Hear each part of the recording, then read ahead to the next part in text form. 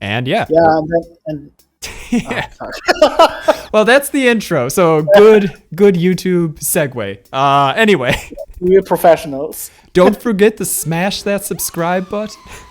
Anyway, so okay, we felt that it's been basically a year since the channel's been around, and we wanted to do something kind of special. And we know we already did that flag tier list. If you haven't checked it out, click the card. There will also be a link down in the description. But we thought it would be kind of neat to look back at the videos that have performed the best on the channel. So today we're kind of going to do a year in review, looking at videos that have 700 or more views and going from least to most viewed, so least to most popular. And at the end, we'll also talk about our 5 personal favorites from just the channel overall. And yeah, we just thought it would be a neat, look back at the channel and everything that's happened so far, and hopefully it'll be better than YouTube Rewind. Please don't maybe I shouldn't have said that, but anyway, well, I think it's going to be interesting for you guys because I think we'll also talk a little bit about the episodes and the production, I guess, about the episode, because there's a lot of things actually going on in the background when researching for episodes and stuff. Yeah, but yeah, I think we can get started because on our last position with 745, we got the Sahrawi Arab Democratic Republic. And I know I always say this, but that's your favorite, right? Yeah. Oh, don't get me started about the flag. Well, no, I mean, the episode, I mean, it always comes down to negative because basically I like all of our episodes. Sure. But I was just talking about which are my favorites, and that is unfortunately not among my favorites. See, personally, I really liked it because it's a contemporary or modern, I don't know which vernacular we're using here, but anyway, it's a ghost country that is here now. And I thought that was interesting. But of course, the history behind the Western Sahara or the Sahrawi Arab Democratic Republic stretches back, far into North Africa's history in a lot of ways. And I thought it was interesting to look at how, Morocco, look into Morocco's history, the colonial period, how eventually Morocco, Mauritania, and, of course, other countries in Africa became independent during the decolonization period, and how that story played out for the Sahrawi people, both then and, fast forward to the present with, something that probably makes this episode stand out to me, and I know we've said it before, but was while we were working on it, some pretty big diplomatic changes occurred, and that was interesting because in a lot of ways this was, like our title says, a forgotten war. It was a frozen conflict, and then boom, you had, consulates and recognition and stuff going on. That was kind of neat just to see something, ongoing with one of the ghost countries we covered, at least for me. Yeah, that definitely was an interesting part. Because actually the episode was already done. And while, preparing for the episode, we were like, oh God, something new happened. So we were jumping back to the episode for editing it. Yeah. But it was actually just adding something, not changing something. So, yeah. But I also liked this fact. Also, fun fact, it's position 10. Because, and I swear this was not planned. We have exactly 10 episodes. Oh, really? Okay. Which are over 700 views. Well, moving on from that, I think we'll go on to the next one, which is the Republic of the Rio Grande. And I think you actually did really, like you said, like the vibe to this one. It had like that. Yeah. I liked it because it got like this kind of, how to describe it? Like Western? This kind of Western style. Yeah. Like these old movies. And also I think the movie clips, or especially that one, helped out a lot and created that whole atmosphere, but also the pictures and stuff. I liked the episode. I liked the vibe you had in the episode. Well, and it's interesting because this really, I mean, it's a forgotten chapter of history. I mean, there's very little discussion unless you're looking into, regional history of the Republic of the Rio Grande. And, it's kind of neat to think going down, the rabbit hole of alternative history, what could have been? I mean, if there was a country sandwiched between the United States and Mexico, or how would that have, impacted the Republic of Texas? Would they have remained independent? Would they have absorbed the Republic of the Rio Grande? There's a lot of ways this could have gone, and I don't know. It's just interesting to think about a different history where instead of, Canada, the United States, the US for North America, and I mean, I know it continues downward, but the point I'm just trying to say, instead of these three big ones, you might have had like fragmentation along the what's now the US-Mexican border.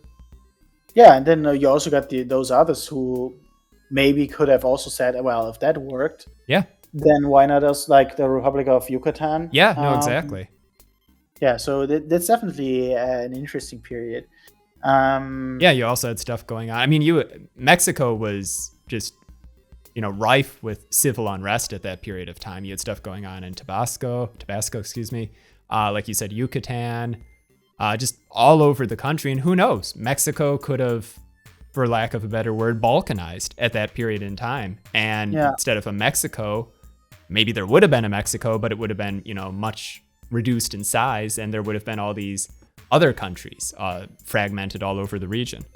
That definitely was the realm of possibility. So just for completing it, this video had 802 views. Okay. Let's move to our next one. Sure. On position 8 with 906 views, New Caledonia. You go first. Okay. I personally liked New Caledonia. It had a lot of video footage because it's also very recent. It's like Sahrawi, an actual ghost country. True. Which this. Well, not to mention the referendum that just happened. Also one of those videos where we was the second referendum already out when we published it? Second referendum was done, but the third one was planned, and I think actually the date we have in the video is wrong, because that was kind of like the date was pushed around a few times before it became what it ultimately became. And as anyone who's followed our community posts knows about it, there was a bit of controversy. There was basically a boycott by the pro-independence side. So you had, I think, what was it, like 40-something% of voter turnout. So it was not a clean process. Exactly. It was like, I mean, if it's not accepted by a large group of the population, it kind of loses its validity. Validity. Whatever. But I do agree with you. I thought it was a really fascinating episode because I have heard of New Caledonia, but before we did the research, I really didn't know much about the Kanaky and their history, and how European explorers, air quotes, discovered the archipelago, and how it was essentially France's own version of Australia in the South Pacific. It was a fascinating story for me. And then moving on to more recent events like the Uvia cave hostage taking. I might have got the name wrong there, but the point is, and all the unrest during the 60s, the 70s, 80s, up into the present. I mean, and New Caledonia has regularly been in the news because of the referendum. There were very big strikes because of forgot if it was, I forgot the mine, but there was, issue with mining in the country somewhat recently. It's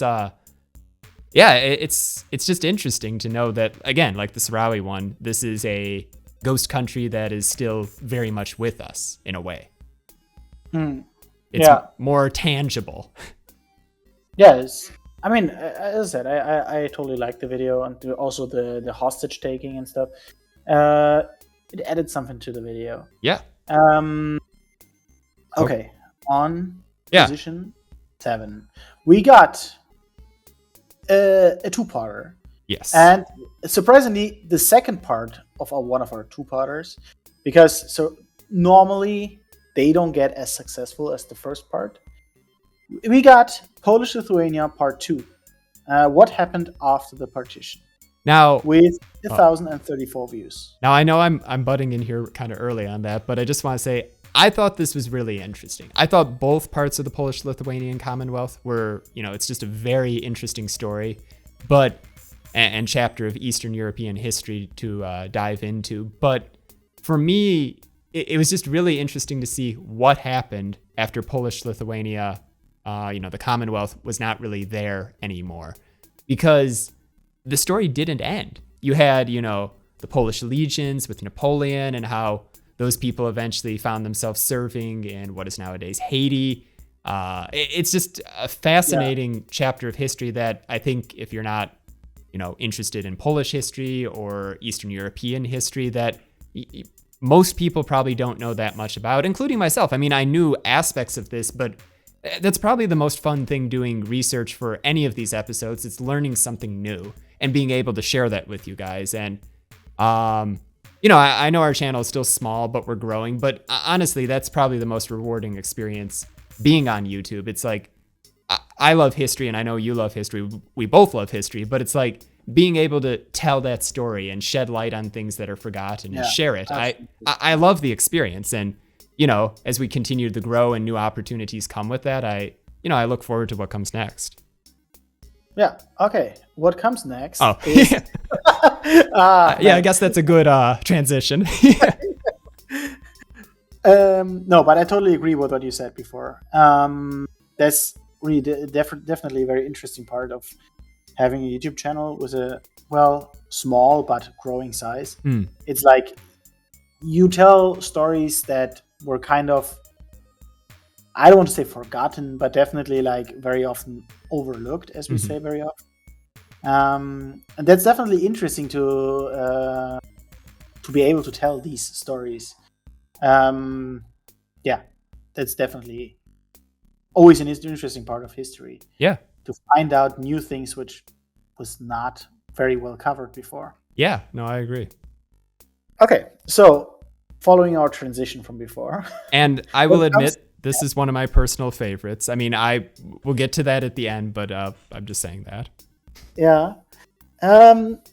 It's a close call, but nonetheless, on position 6 with 1,373 views. Republic of Ezo, Last Stand of the Samurai. Yes, I really liked this episode because I spent a few years in Japan, and Japanese history just fascinates me.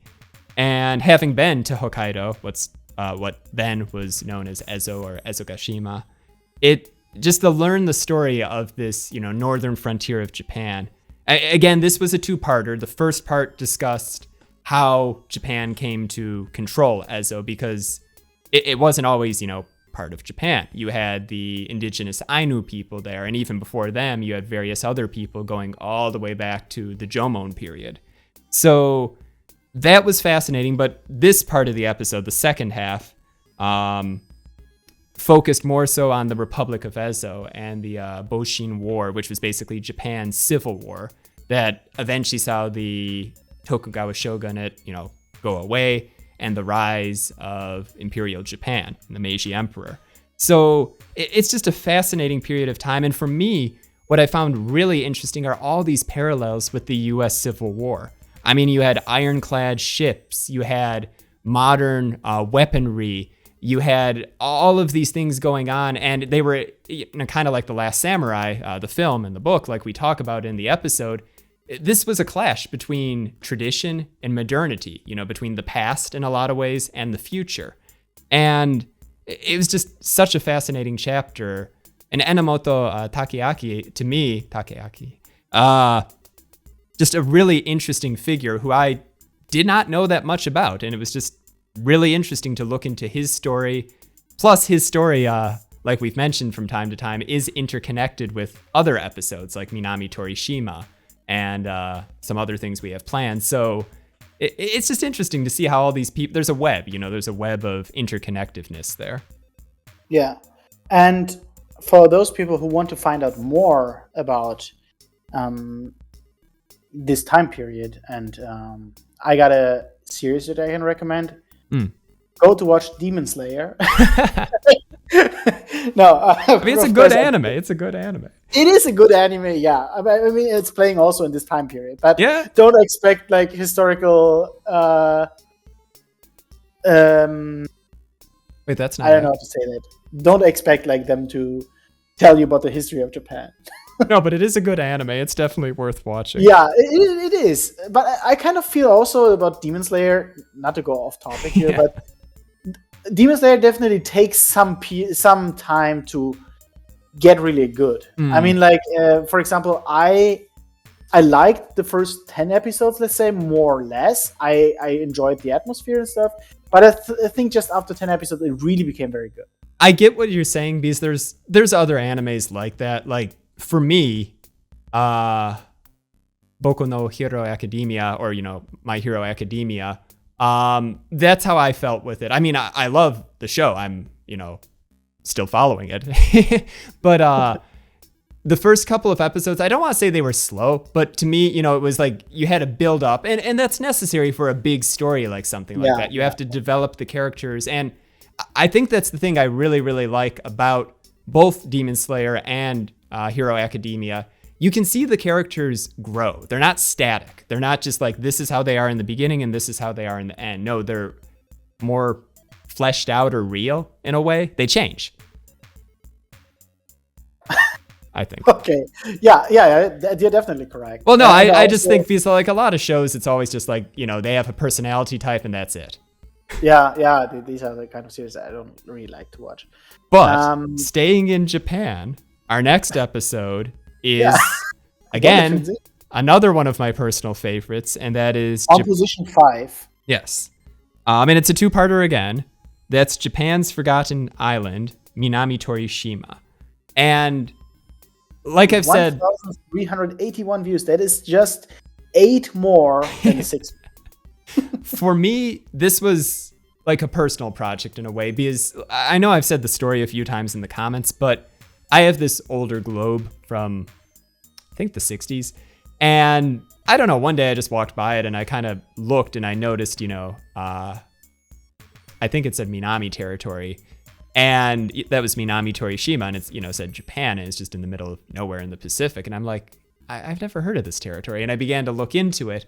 And the story, which was, this one really was kind of like a forensic file. We had to dig. We had to look up, graves and find a grave. We had to dig into Japanese language resources.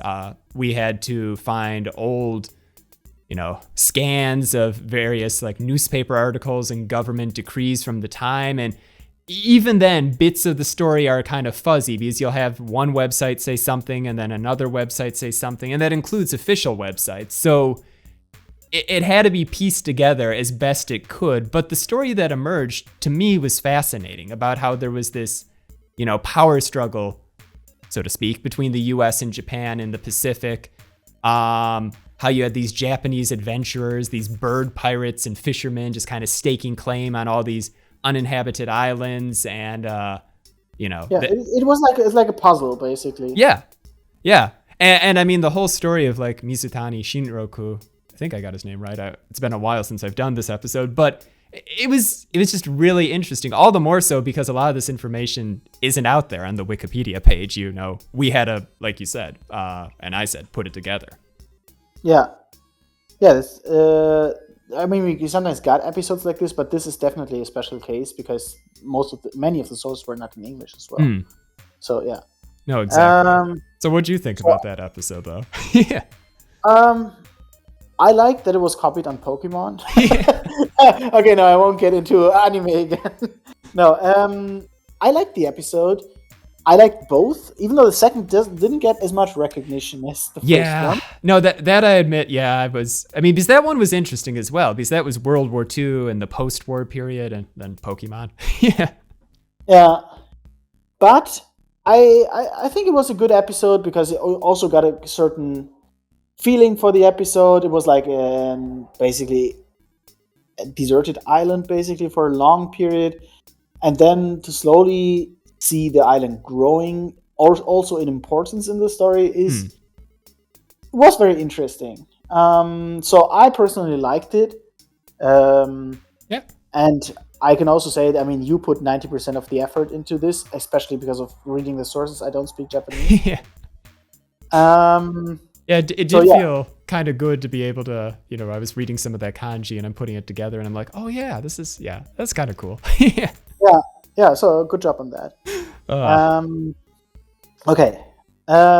Then we stay near Japan for our position 4. Oh, I was thinking geography. I'm like, yeah, no. It is pretty close. I mean, if you take like the universe as an yeah. as a reference, then it's very close. We go to Western Togoland on position 4 with 1,447 views. I like this episode. I thought it was interesting, and again, just like New Caledonia and the Sahrawi Arab Democratic Republic, it's ongoing, it's contemporary, but there is definitely some history behind it, stretching all the way back to Germany. Yeah. What I gotta say about Western Togoland, for many of those episodes, is actually, for me personally, I have a special bond to our very first episodes because they were really when we just started up and stuff. So many of those I combine them with nostalgia. And Western Togoland is one of those. It was our very first episode in Africa also. Yeah, no, that's true. And yeah, I thought it was very interesting. It's also very recent. It is kind of somehow similar to New Caledonia, I feel.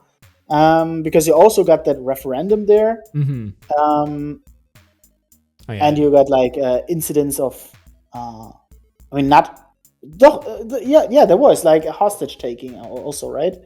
Wasn't it with the police station? More recently, yeah, there was. I mean, that's like when the Western Togoland rebellion or revolt, unrest began more recently. But it is interesting because, like you said, this is very much ongoing. And I mean, for me, I just thought it was really neat how this connects to the German colonial empire and stuff like that. I mean, it's just like the story went in a lot of different directions. There we could actually also see what colonial borders, what kind of problems they bring to modern countries. No, definitely. All the artificial, and rather arbitrary borders drawn across places like Africa, that legacy is still there. Yeah. And we also know that we got some people from Western Togoland watching it. Yeah. Which is also very cool to know that. Yeah, from Ghana and all over East Africa. It's neat when people from those countries or regions, watch our videos and leave a comment. That's pretty interesting. Yeah. Okay. And we did get a few people from, the region doesn't exist anymore, but the next video, we did have some people from Albania and Greece leaving comments. Yeah. And it has 2,903 views, and it's Epirus. Yes. Pyrrhic victory. Yeah. Needless to say that I like this this episode. Well, this was more, your baby. You did you wrote the script on this one. Yeah, I know. So that was really one I liked, even though it didn't get good retention mostly. It was our first in the ancient world. Like my episode. No. Sorry. No, I overtalked there. I was just saying it was the first in the ancient world for us too. Yeah, exactly. No, because I'm personally very interested in ancient history and the Greek. Difficult. The Greek, the Greek world. Let's say it like this. Hellenic world. Hellenic world. Yeah, exactly. That's better. I personally liked it because it kind of gave a special feeling, even though like right now when I look back to it, I feel like I could have done this differently or this. But I think that's always like this when you go back to older videos and you're like, I should have maybe included like fit footage from Alexander the movie because it's some positions it would have fit in. Sure. But that's how it is when you create videos and stuff. But I nevertheless think it was a good video. And I think it was, I think it was a very interesting topic and not giving something, partially, Epirus' story did not end with the ancient state of Epirus. We're covering the despotate and the Northern Autonomous Epirus' story did not end quickly, and it makes sense for a region with so much history. So I think that was fascinating because it's like a lot of people know about like Sparta and Athens, but among others. But Epirus, it's like, yeah, it's there, but unless you really have an interest in Greek history or that regional history, or you played Rome too. True. Yeah, I guess that's true. It's a good faction. Yeah. Okay, so up next we've got. I think this was our first episode in Asia, actually. Yeah. It was our second episode in total. Yeah, no, that's true. You want to run down the stats? 4,169 views. On position 2, you got the Heavenly Kingdom of Great Peace. Yeah, the Taiping Rebellion and the Heavenly Kingdom of Great Peace. I thought this was a very, very interesting episode. It's just a fascinating period of time with all the turmoil in China. And I feel like the bloodiest civil war of all time. Yeah, no, I mean, the numbers talked about here are just insane. And admittedly, most of those people died because of famine and disease. But nonetheless, I mean, it was like absolutely astounding, these numbers. I mean, horrific. And not to mention, reprisals against the Hakka and like the taking of the capital and what the Taiping rebels would do when they captured, because it was basically ethnic cleansing against the Manchu. It was just an insane, bloody period of time in China's history, but nonetheless a story that I think deserves more attention because, at least from the Western perspective, and maybe I'm just talking about my own here, I feel this event is definitely overshadowed in global history by like the Boxer Rebellion, and I don't think it should be. I think it's an important part of Chinese history that in many ways led to, not 100%, but at least in part, the Boxer Rebellion. Yeah, definitely. I mean, it is the Heavenly Kingdom of Great Peace is basically, at least in the Western hemisphere, not very popular, I'd say. Maybe some people heard about this, but most people will shrug their shoulders, I guess. Mm-hmm.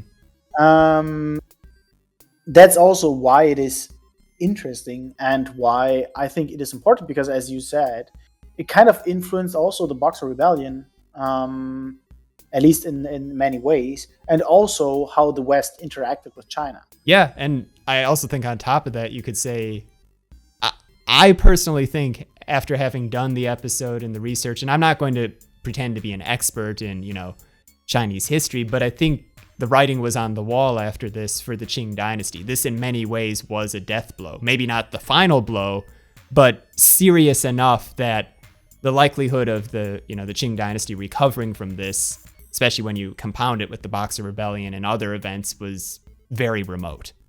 And it also showed to the Western powers that the Qing dynasty can't solve its own problem by itself. Or at least it looked like that for a long period of time. Yeah. Which definitely also influenced the way how they treated China. Yeah. Or how they untreated China. Well. Yeah. Then our first position. Wait, first position? We get 2 more episodes. We got 2 more? No. Yeah. Oh, God, I got the whole... You're off by another... Yeah. Yeah, I, when you said 10 in the beginning, there was part of me that's like, man, I swear there were 11, but yeah, okay. Right. Oh man, that bothers me so much because the problem was that I didn't see that I could scroll up. I thought I'm on top of the list, but I could still scroll one more. Well, okay. That's going to be interesting in the video, but we will make a list and we will write down the correct numbers. Yeah. But like I just said, there was a part of me that's like, I swear I counted this before and I thought there were 11.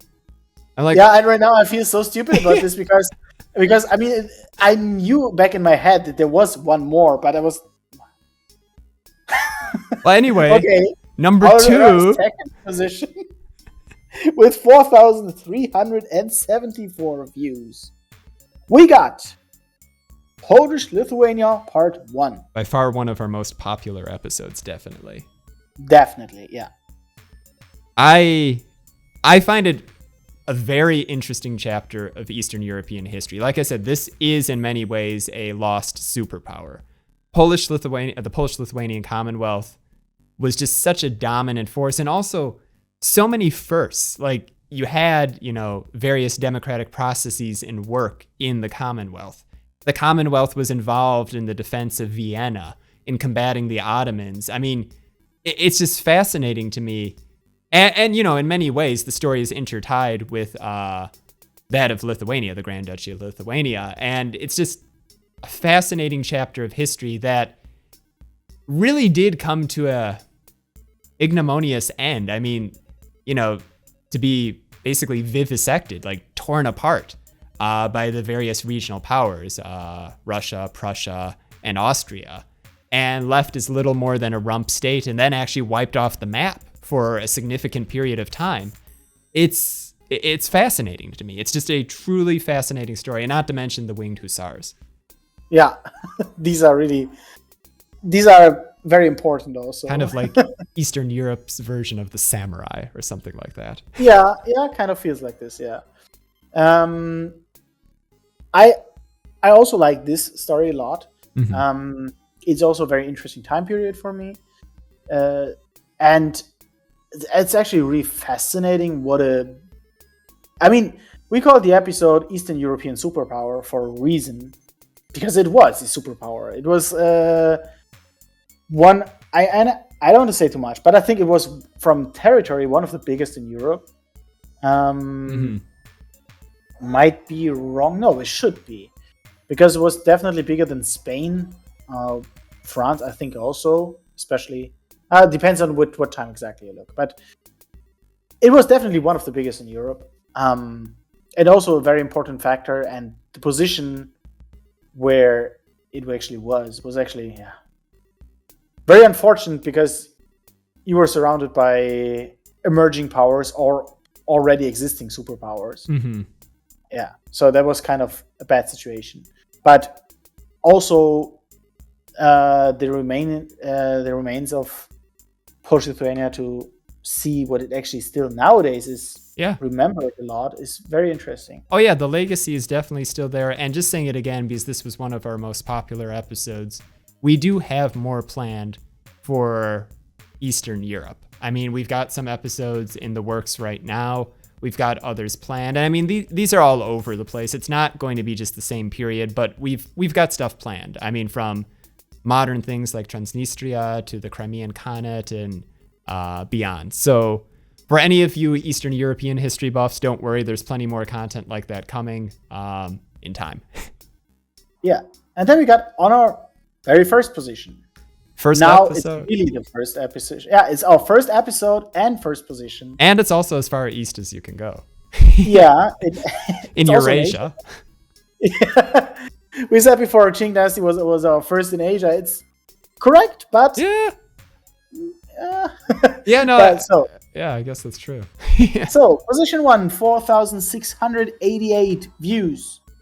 Green Ukraine and the Far Eastern Republic. Yeah, this is a double feature. You got 2 ghost countries in one.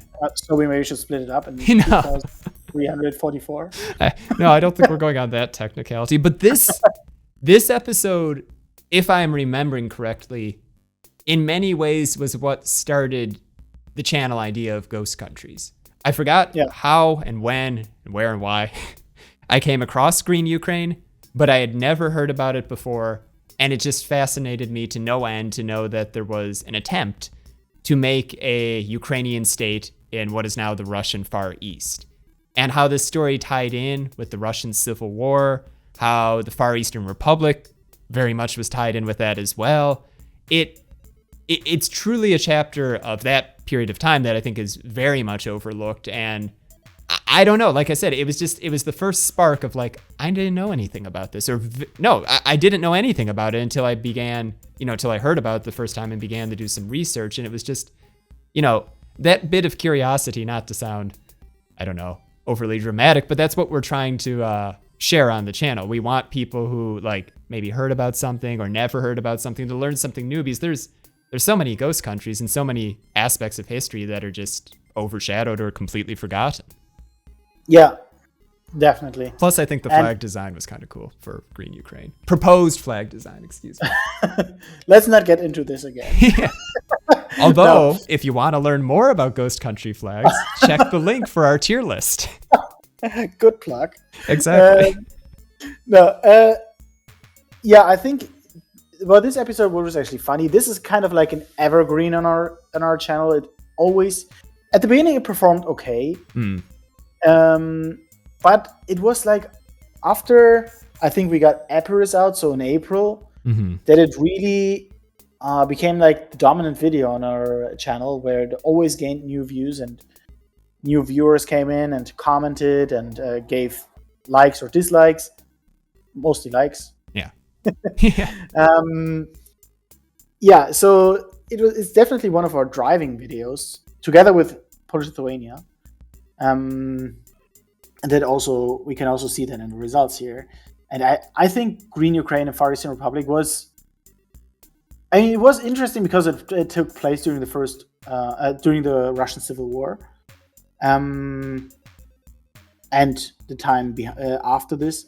So I think it was definitely interesting and something that a lot of people, I guess, had no idea about, especially about Green Ukraine. I think 90% of the people, when they hear Green Ukraine, they will think like, oh, Ukraine, like getting their renewable resources, like environmentalism or something. Yeah, exactly. I think that's what most people think when they hear Green Ukraine. Yeah. No, I think it was a very good episode to start the channel out with. I think it was really interesting. And, I hope to continue to make more episodes that capture that type of, I don't know what you want to say, the vibe, of something, new in terms of that it's, forgotten or otherwise ignored history, marginalized, etc. Yeah. No, and I wanted to say, I'm sorry I messed up this list. This really bothers me so much because I was counting it like... Well, counting is hard, so, It was because I didn't scroll up because I thought the list is done, but I didn't see there was one more. That bothers me so much because I didn't think about this. I was counting it like 3 times. And of course there must be Green Ukraine at least among this. Whatever. Sorry, guys. I hope we'll have prepared a kind of chart where you can see Daijoubu. And where it's written Manuel messed up because he's bad in math. Daijoubu, but no, it's no problem. But what was I going to say? Okay, so that about does it. However, in closing, like I said at the very beginning, I thought it would be interesting to go over our top 5 personal favorites from any episodes that we've produced so far. And I guess I'll throw the ball to you first. What are your top 5? Do you want to do it in order or just top 5 in general?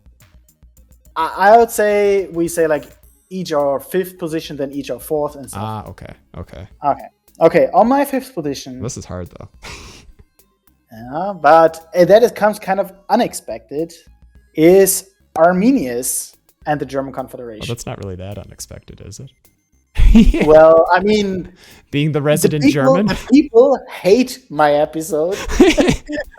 So, no, as you can see, it's not even on our list of the top 11 episodes we have. No, it doesn't bother me at all. It was an interesting episode. I had a fun time working on it. Yeah, actually, the thing why I thought this was interesting is because of all the background story and how that all... I mean, I don't need to explain that. When you guys go to watch the video, please leave a like. No, but I mean, it was definitely very interesting, and it was also like a kind of puzzle. You had to find out some from here, some from there, because it was not written in one source. You'd expect it was, because Armenius is pretty famous in European history, but many of the background stories were not. Yeah, but I personally liked it. So what's your personal 5th position? Well, this is hard, and part of me doesn't want to go for ones we did in the list, because I like every episode we've done, more or less. Yeah. But I think I'm going to say, and it's unexpected here a little bit, the history behind Afghanistan's flag. I had a fun time doing this episode. it was really interesting to explore the history behind, said country's flag, which is still something that is changing. And, to learn the symbolism and the significance behind the designs over time, to see the variations. And I'm blanking on it a little bit, but there was that period of time in Afghanistan in the early 20th century, if I'm correct. Maybe it was the 19th century. But when you had a rival government pop up and, a rebel government or a rebel emir, if I'm correct. And it was just, it was really interesting. And it made me want to dive into more detail about Afghanistan and, Central and South Asia history in the near future, which we have plans. We're talking about the Kingdom of Sikkim and stuff like that. So it's just, another chapter of history we haven't really touched upon too much on the channel. Plus, I thought we had a lot of really good video clips and photos and stuff, graphic designs we made, illustrations, etc. that, worked well. Yeah. I kind of agree. I like the episode. And also there are a lot of video clips, of course, in that video. But it's also a period, or let's say not a period, but a place where I had very little knowledge about what happened actually during that time period. So it definitely was an interesting episode. Yeah. Okay. So on our fourth position, what is your fourth position? Oh, you're making me go first? I think I feel like I'm biased a little bit and I'm going toward more recent ones just because I remember more of what I did recently, but I actually think I would say Christmas Island. Oh, yeah. I thought it was a very interesting story. Again, I thought we had a good amount of video clips and I felt like I did a decent job with editing and sound. A lot of crap. Yeah. But no, I mean, I thought it was a fun one to work on, and I've heard about Christmas Island, just like I've heard about, other islands like the Cocos Keeling, Norfolk, all these other little islands throughout that part of the world. And it's just like, I don't know about their histories though, or at least maybe not everything. So it's just, I thought it was an interesting one to do. It had an interesting story to be told, not too long, not too short. But yeah.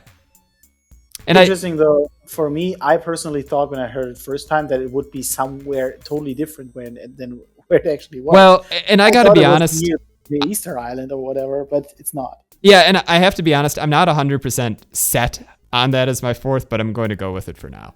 Yeah. But one thing that I just thought about right now, and it kind of bothers me that I didn't think about this before. Why didn't we have Mr. Krabs as an Easter egg in there? Yeah, in retrospect, that's a missed opportunity. That's a big missed opportunity. Well, that always is like this. We talked about this before. So my fourth position is also an episode which our audience hates, in terms of viewer retention at least. The Qing Dynasty, or also the Heavenly Kingdom of Great Peace, and the Taiping Rebellion. That is my number 4. That comes very surprising because I think a lot of people wouldn't have that on their list of top 5. But to me, it had a very interesting vibe. It was interesting to follow the story of Hong Qiuquan. And also, yeah, for me, it was totally interesting, this episode. Oh, I agree. It was a fascinating episode. I really liked it. I'm going to change. It kind of always bothered me that it never really got good retention. Like on par with Polish-Lithuania or Green Ukraine. Yeah, because I really liked the episodes, and I hear from some people that they liked the episode too. Oh, sure. But in terms of viewer retention, it performed not outstandingly. Also off topic, I'm not off topic, but I'm changing number 4. I'm going with New Caledonia, but I don't have to say about that. Just move on. Okay. I was really debating it. I'm like, no, I'm going to put that there instead. Yeah. Okay. Yeah. So that was my number 4. Yeah. My number 3 is New Caledonia. Oh, okay. What a surprise. No. I mean, we talked about New Caledonia before. I like the episode a lot. It's very recent. It's very interesting. It's very... there's still happening a lot of things. And yeah, I like the video. Oh no, I do too, for most of the reasons that are exactly the same. My number 3 is going to be the Sahara Triangle. Oh. I found that fascinating for the same reasons I found Minami-Torishima and other ones fascinating, because it was this little random bit of territory on the map, historic map, that I have seen many times before when reading atlases of World War II or just random things. And it's just, I knew of it, but I never knew its story. And to find out there was so much of a story behind this random piece of sand in the middle of the Sahara, that has this really rinky-dink oasis and stuff. It's just that was fascinating to me. I mean, you've got Mussolini, you've got Muammar Gaddafi, you've got a coup attempt in Sudan, you've got, war with Chad. It's all this connected to this random bit of territory that was, just kind of there. I thought it was interesting. Yeah. I like the episode too. It also with Chad, the Chad meme. Yeah. And it's definitely something what I also barely heard about. And the Toyota Wars. Yeah. It is kind of interesting actually, because it is basically just an oasis in the middle of the desert. Yeah, that's it. Yeah. Okay, so how do you then? Yeah, go on. Do number 2, and then we'll get to number 1. I wanted to ask, what's your number 2? Oh, okay. Do you want me to do 2 and 1 or just 2? Just 2. Okay, I'm going to cheat here a little bit though. Christmas Island. It's a 2-parter. I really liked Ezogashima and the Republic of Ezo, and I'm putting them together as one because it's one story. But again, for all the reasons I said earlier, it was a fascinating episode to me. Yeah, I like that one as well. And it's also the first one where we got our new animations, I think. Yeah. Where we basically started them. Yeah. Yeah, I like the episode as well. It's also something very overlooked, I think. And watch Demon Slayer, as we said. No, it's definitely very, very good. It's not in my top 5 though, but it's very good. Okay, so what's your number 2? My number 2 is Wallachia. Okay. Part 1. Just part 1. Okay. Yeah, because I like part 2 as well, but if I had to choose which one was better, I would say 1. Because it goes into all this story, what happened previously, and with the whole story with Hungary and its separation from it, and it was very interesting with Basarab and Radu the Black. It gave an interesting vibe, and Wallachia was, in my opinion, always a country where I think some people knew where it was, but most people wouldn't really know the history behind it. No, I'd agree, and I'd also say Vlad, as interesting a figure as he is very well known. So the pre-Vlad history of Wallachia was very interesting to me as well. Yeah, and if you really are interested in Wallachia Part 1, go to play Europa Universalis 4. Or click on the links in our description or any of our playlists. Yeah. Okay, so number 1. And I guess I'll go first. Or we need some drums first. Yeah, add some drum effects here. Editing. So, okay, I'm going to cheat again because it's a 2-parter. Polish-Lithuania? No, I like Polish-Lithuania a lot, but for me, then it's Minami-Torishima. Yeah. That was not too hard to guess because there was the only 2-parter left. Yeah, no, that was my episode in a lot of ways. I found it fascinating for all the reasons I said earlier, so I'm not going to talk too long about it, but I really liked it, and I'm really glad we were able to tell that story. And like I said, I felt like we were telling the story because we had to put it together. It was not something you could just look up and find it on Wikipedia or whatever.